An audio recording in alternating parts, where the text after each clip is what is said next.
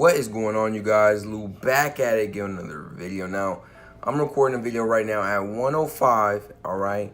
And in about an hour and a half, I gotta go get my brother. We're gonna drive from where we live currently to Austin, Texas. And we're gonna board a plane and we're gonna be heading to Puerto Rico, all right?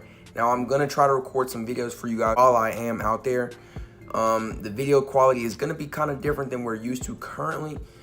It's gonna be a little more simple down just because I don't have a lot of tools to work with just like I have here at my apartment. But nevertheless, let's talk about some topics. I have two topics in particular that I want to really talk about today. But both of these topics are actually about just pictures, all right? It's two pictures, and the first picture we're gonna talk about is Myles Turner, all right? Him and the Pacers basically lost in the first round in a very tough 7-game series against the Cleveland Cavaliers, all right? And they had a lot of promise because it showed a lot about that team in general. They're a very young and upcoming team, and they've had their ups and downs throughout the years, being a team that can compete and then losing all those players and still being able to be a team that is currently competing right now.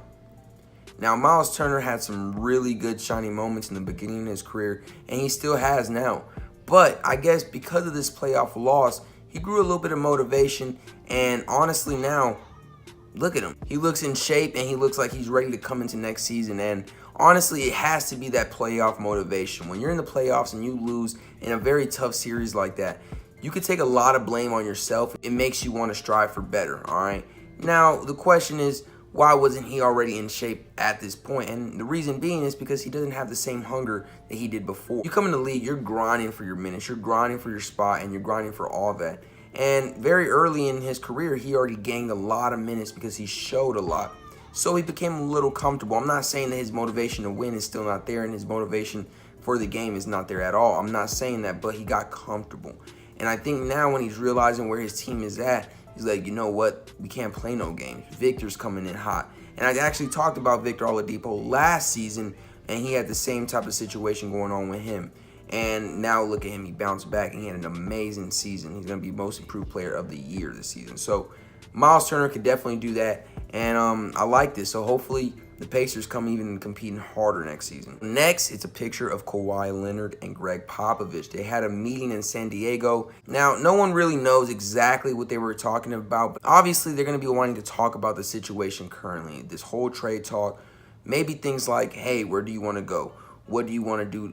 What can we do to possibly keep you here? Are these things possible? And honestly, I don't think so. Kawhi Leonard is very irritated for probably a lot of reasons on this team. And one of them being is that the whole injury situation was kind of handled bad on both sides. I'm not saying just Kawhi, but on both sides. And I think it's really playing a part into their relationship.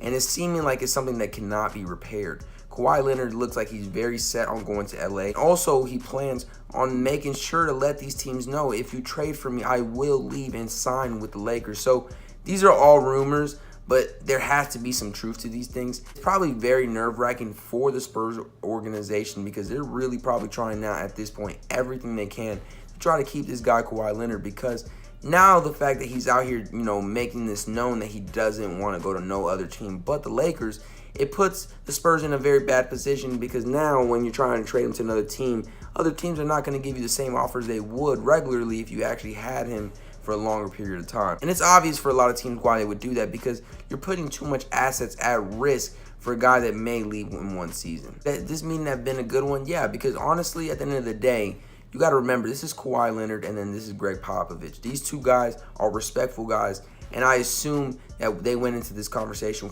with full respect to each other, granted all the things that happened, all right? And I'm hoping that there could be just like a buzzer beater fourth quarter right now happening where Gregg Popovich can handle this situation. He handled it with LaMarcus, and I'm just hoping that he can handle this with Kawhi Leonard, because I would really like Kawhi Leonard to stay on this team. What are the chances of that? I'm not really sure, honestly. There's a lot of question marks, and I don't think we're going to be seeing Kawhi get traded anytime soon, yet at least.